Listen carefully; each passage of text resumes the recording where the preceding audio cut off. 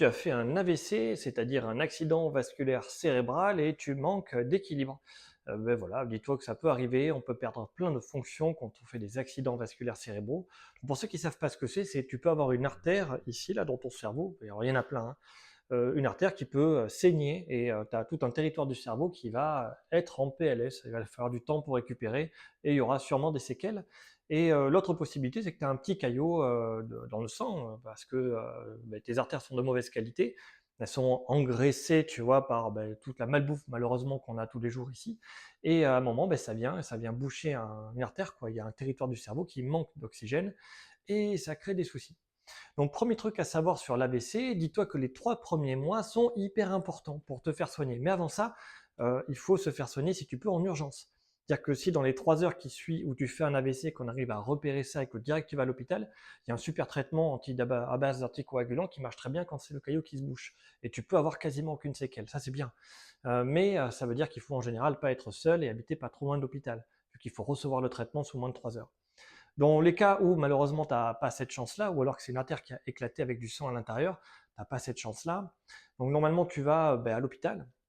Et là, dis-toi que tu as 3 mois de rééducation, il faut y aller. Alors c'est compliqué et difficile parce que ton cerveau, en fait, il est plein de trucs qui ne vont pas, ça ne va pas du tout. Tu as plein de neurones qui sont en souffrance, c'était un peu hagard, hein. Et en plus, tu perds des fonctions, il faut que tu t'adaptes, c'est très compliqué, hein. Parce que tu peux, suivant où c'est, tu peux perdre la capacité à parler, c'est vachement dur. Ou alors tu parles et les gens ne comprennent pas, mais c'est parce qu'en fait, tu as un truc dans le cerveau qui formule les mots, qui a un problème. Donc déjà, on peut te comprendre parce qu'on voit tes gestes et tout ça, on arrive à communiquer, mais c'est dur. Malgré tout ça, dis-toi que peu importe les signes que tu as, les 3 premiers mois sont essentiels pour la récupération, il faut stimuler le cerveau un maximum. Alors c'est très dur parce qu'on est très fatigué, mais tu as les soignants qui sont là et tu as aussi la famille qui est là. Voilà, n'hésite pas à demander des conseils à l'hôpital. Ils sont vraiment spécialisés là-dedans, ça se passe très très bien, c'est aux USN en général que ça se passe. Tac tac tac. Après, quand une fois que tu as fait un AVC, tu as 3 mois, les 3 mois qui suivent, donc de 3 à 6 mois, c'est la récupération, de l'optimisation de ce que tu as. Dis-toi que la rééducation, c'est vraiment 6 mois. Alors c'est plus ou moins vrai, hein, ça peut durer plus longtemps, mais les 6 premiers mois sont assez déterminants. 3 mois pour la récupération, 3 mois de plus pour l'optimisation. Mais après, ce qui se passe, c'est qu'en fait, on perd en optimisation. Donc il faut régulièrement s'entraîner et maintenir. C'est la capacité cérébrale à compenser, mais aussi musculaire. Je ne vais pas rentrer dedans parce qu'il y a beaucoup de facteurs, mais le truc qu'il faut retenir, c'est que si tu manques d'équilibre, il faut faire de l'équilibre.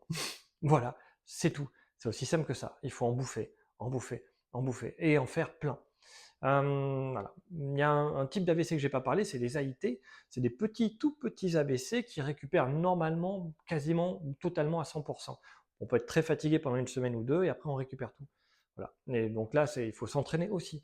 Donc dis-toi que si tu fais des AVC, peu importe le type d'AVC, un problème sur le cerveau lié aux artères qui ne marchent plus, on va simplifier comme ça, ce qu'il faut faire, c'est s'entraîner là où tu es le plus faible et tu es obligé d'en bouffer. Il faut en bouffer. Et une fois que ton cerveau en fait s'est adapté, qu'il arrive à créer des collatérales, que tes muscles avec moins d'informations, ils arrivent à s'adapter aussi, et bien ça se passe mieux. Donc malheureusement, tu es faible en équilibre, fais de l'équilibre. Il y a des exercices que je montre sur ma chaîne, il suffit de scroller un petit peu, tu as un peu de tout.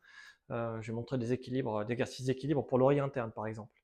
Voilà. Quand tu as une structure qui ne marche plus, l'équilibre par l'oreille interne, il faut que tu surcompenses le cerveau. Et que tu entraînes ton cerveau en fait à en compenser le fait que le capteur ne marche pas. Mais là, dis-toi que le cerveau, il a un problème, il capte moins bien, il reçoit moins bien tout, il faut lui apprendre à réordonner un peu tout ça. Et ça passe par la répétition et l'entraînement. Dernier conseil que j'ai à te donner, c'est imagine, tu es un tennisman et tu vas apprendre à faire un coup droit au tennis. Un coup droit comme il faut, hein, c'est-à-dire qu'il faut que la balle elle arrive, que tu tapes dedans au bon moment et que tu arrives à la placer pour que l'adversaire soit en difficulté. Mais il faut aussi que tu anticipes le fait que l'adversaire t'envoie la balle et que tu te places au bon endroit pour la taper comme il faut. Et bien c'est ça, faire un coup droit, c'est pas que taper dans la balle, c'est anticiper avant, c'est se placer correctement après, et ça nécessite de l'entraînement. Pour apprendre à faire un coup droit, il faut en faire correctement. À haut niveau, il faut faire au moins 2000 coups droits par jour. C'est ce qu'on dit. C'est ce qu'on dit. Dis-toi que si tu fais 2000 fois la même chose tous les jours, et bien après tu sais la faire et très bien. Non, malheureusement, il faut s'entraîner. Et un autre truc, c'est que n'oublie pas que tu vas perdre tes capacités au fur et à mesure. Ta compensation est liée au surentraînement, parce que tu t'entraînes ton cerveau. Donc dès que tu vas t'entraîner moins, tu vas perdre. Et c'est pour ça qu'il faut trouver un rythme de vie où on fait tous les jours. Sinon, tu vas progresser, Il va te falloir 3 mois pour progresser. Et après, tu vas perdre en 4 mois ta compensation. Et après, tu devras reprogresser sur 3 mois pour reperdre en 4 mois. Alors que si tu te trouves un rythme où tu en fais un peu tous les jours, si tu trouves un rythme où vraiment tu arrives à le faire, donc faut un cadre en général, hein. Tu vois, moi, pour aller à la salle de sport, alors que j'ai tout ici hein, pour m'entraîner, moi, je paye la salle de sport pour y aller. Voilà, sinon, j'y vais pas. Donc, je paye pour y aller et j'y vais avec un ou deux copains, tu vois, pour en plus me motiver à y aller.